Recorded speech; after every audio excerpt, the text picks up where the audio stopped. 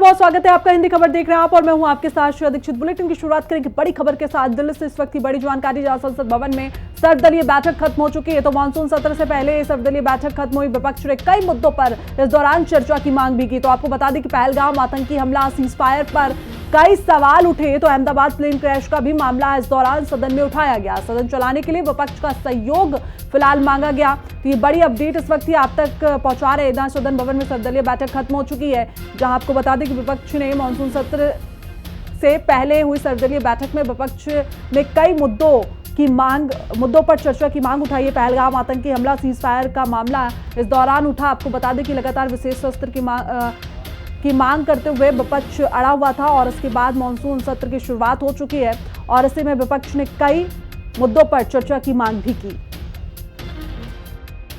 देखिए, पहला सवाल तो देश की सुरक्षा से जुड़ा हुआ है और जिस तरीके से ऑपरेशन सिंदूर का सीज फायर अमेरिका के राष्ट्रपति ने किया, उसको लेके सारे हिंदुस्तानियों के मन में सवाल है और ये भारत का अपमान है कि वो बार बार ये कह रहा है कि ट्रेड डील के नाम पे उसने सीज फायर कराया।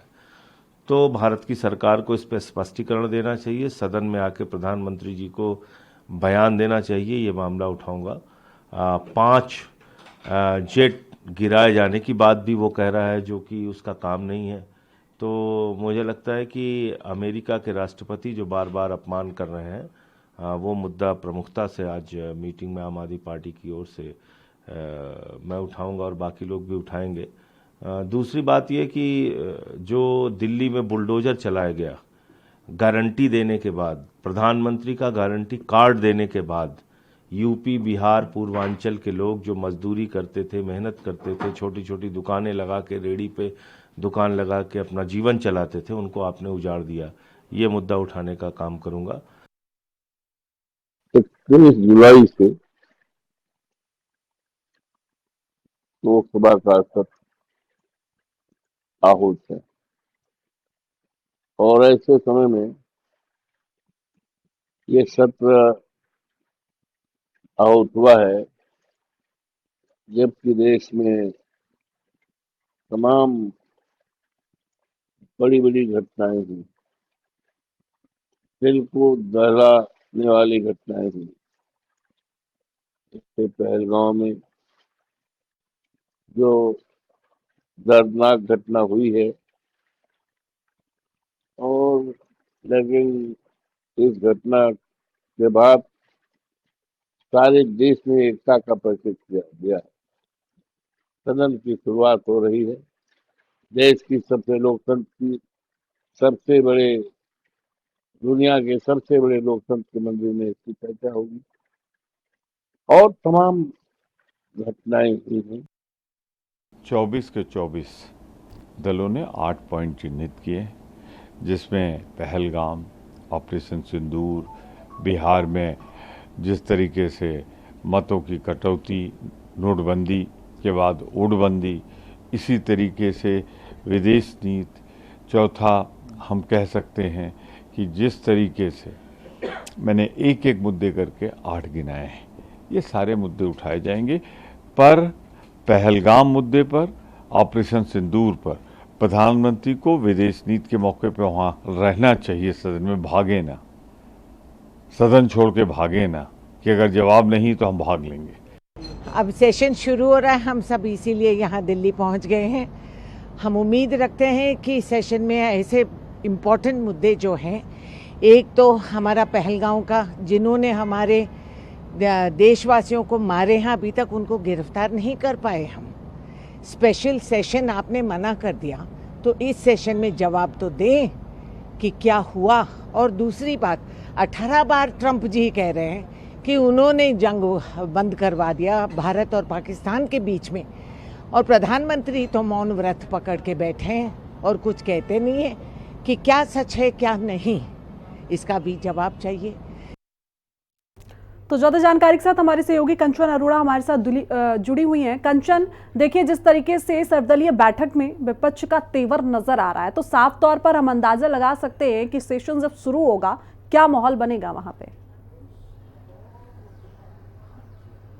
जी बिल्कुल, देखिए जिस तरीके से आज बैठक हुई उस बैठक में ही विपक्ष ने अपने कई मुद्दों को उठाया। पहलगाम हमला जब से हुआ तब से विपक्ष लगातार विशेष सत्र की मांग कर रहा था, तो आज बैठक में भी विपक्ष ने सीधे तौर पर पहलगाम हमले का मुद्दा उठाया। उसी के साथ ऑपरेशन सिंदूर के मुद्दे को उठाया है चर्चा करने के लिए। साथ ही अमेरिका के राष्ट्रपति डोनाल्ड ट्रंप जिस तरीके से बयान देते आए हैं अब तक, उस मुद्दे को भी उठाया है। और उससे भी बड़ी बात विपक्ष ने कहा है कि देश के प्रधानमंत्री नरेंद्र मोदी सीधे तौर पर देश को और वहां की जनता को, हर किसी को बताएंगे सदन के अंदर से, यानी वहां पर प्रधानमंत्री खुद लोगों को संबोधित करें और सीधे तौर पर प्रधानमंत्री इसका जवाब दें कि जो तमाम चीजें हुई हैं उसका क्या कुछ स्पष्टीकरण है, क्योंकि विपक्ष जानना चाहता है पहलगाम हमले से लेकर अब तक की पूरी घटना के बारे में।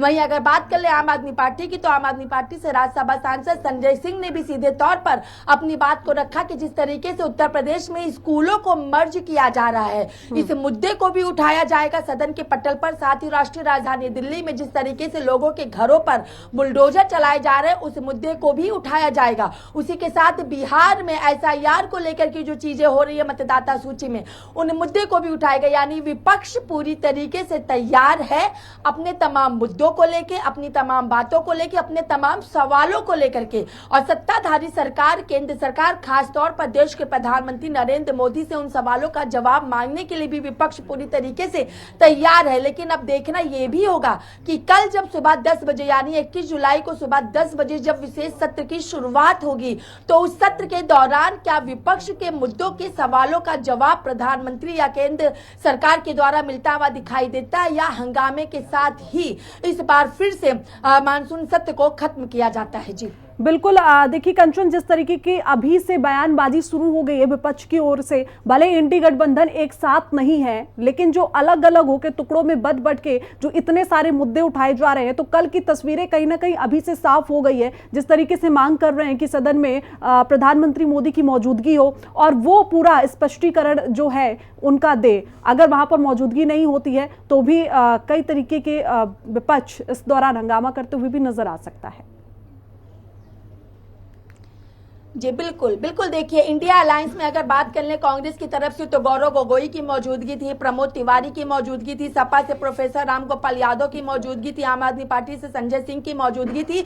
और जो बात लगातार विपक्ष हर सत्र में करता आता है कि आखिर हमारे सवालों का जवाब, चाहे मणिपुर हिंसा की बात हुई थी, पश्चिम बंगाल की बात हुई थी, जब भी कोई ऐसी बातें हुई तो विपक्ष ने सीधे तौर पर देश के प्रधानमंत्री नरेंद्र मोदी से जवाब मांगा था। लेकिन कभी भी प्रधानमंत्री नरेंद्र मोदी के द्वारा वो जवाब विपक्ष को नहीं मिल पाया, या फिर कह सकते हैं कि विपक्ष उन जवाबों से संतुष्ट नहीं हो पाया है। लेकिन आज जब बैठक बुलाई गई, इस बैठक में भी विपक्ष ने एकजुट होकर के एक ही मुद्दे को उठाया जो सभी विपक्ष का मुद्दा था, पहलगाम, ऑपरेशन सिंदूर। लेकिन प्रधानमंत्री नरेंद्र मोदी की मौजूदगी, प्रधानमंत्री नरेंद्र मोदी का वक्तव्य, इस मुद्दे को भी विपक्ष ने एकजुट होकर के उठाया। लेकिन अब देखना होगा कि क्या प्रधानमंत्री नरेंद्र मोदी विपक्ष के उन तमाम सवालों का जवाब देते हैं या नहीं देते हैं, क्योंकि 21 जुलाई से लेकर 21 अगस्त तक यानी पूरे एक महीने का यह मानसून सत्र है। लेकिन इस मानसून सत्र के दौरान कई छुट्टियां भी पड़ती हुई दिखाई देंगी, चाहे रक्षाबंधन की बात कर ले, शनिवार इतवार की बात कर ले, और जो बचा दिन बचता है 15 से 20 दिन, क्या उस 20 दिन के अंदर जो विपक्ष के इतने तमाम मुद्दे हैं या फिर जो केंद्र सरकार की तरफ से विधेयक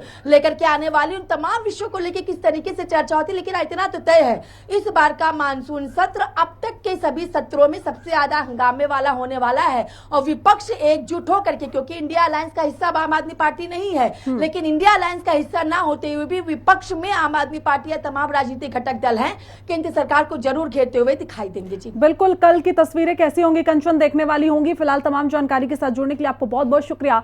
आगे बढ़ती हिंदी खबर से बातचीत में आप सांसद गुरमीत सिंह ने कहा कि कई मुद्दे हैं जिन्हें वे संसद में उठाएंगे, जैसे कि बेरोजगारी और महंगाई। साथ ही कहा कि उन्होंने पहल